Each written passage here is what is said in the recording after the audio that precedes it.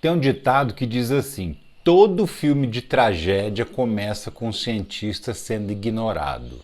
Isso podia perfeitamente se aplicar a Braskem e o que está acontecendo lá em Maceió. Não foi por falta de aviso. Por que 5 bairros inteiros estão afundando e todos os moradores tiveram que sair de casa? Hoje você vai entender o tamanho do buraco no sentido figurado e também literal que a exploração do sal-gema provocou na capital de Alagoas e já afetou quase 55 mil pessoas que tiveram que deixar suas casas. Então já me segue para não perder nada, dá aquela dedada no like e engaja comigo. Seguinte, a gente tem ouvido falar muito de um nome ultimamente, Braskem.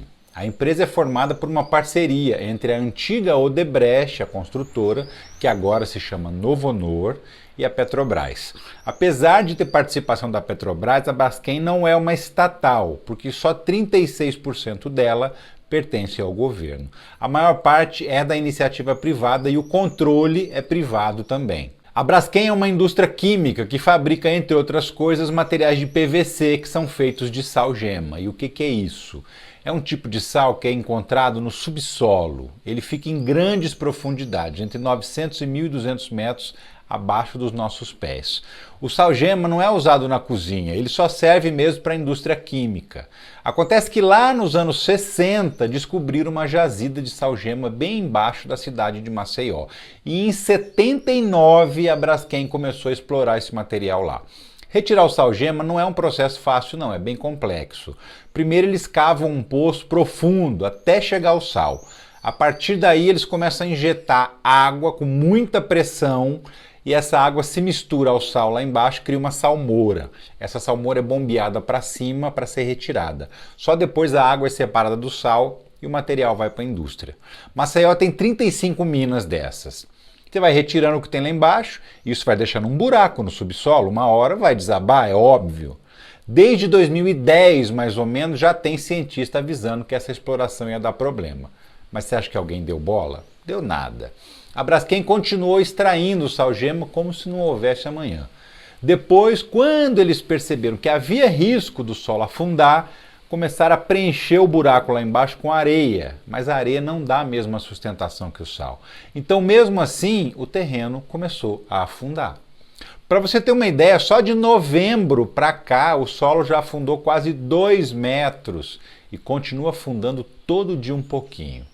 Os cientistas estão dizendo que se a mina colapsar, ou seja, desabar de uma vez, isso pode abrir uma cratera do tamanho do Maracanã, bem no meio de Maceió, e bem numa área que antes tinha 5 bairros totalmente povoados e que agora viraram um deserto, parece até uma cidade fantasma. A área atingida tem o tamanho de 20% da cidade de Maceió. Acontece que quem autorizou essa exploração décadas lá atrás não levou em conta que isso ia ser feito bem embaixo da cidade. E agora quem está pagando o preço? A população.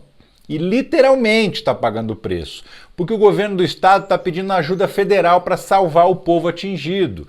Ou seja, a Braskem não fez o mínimo, que era indenizar os moradores decentemente. As poucas pessoas que receberam alguma coisa estão dizendo que o dinheiro não é suficiente para comprar uma casa em outro lugar.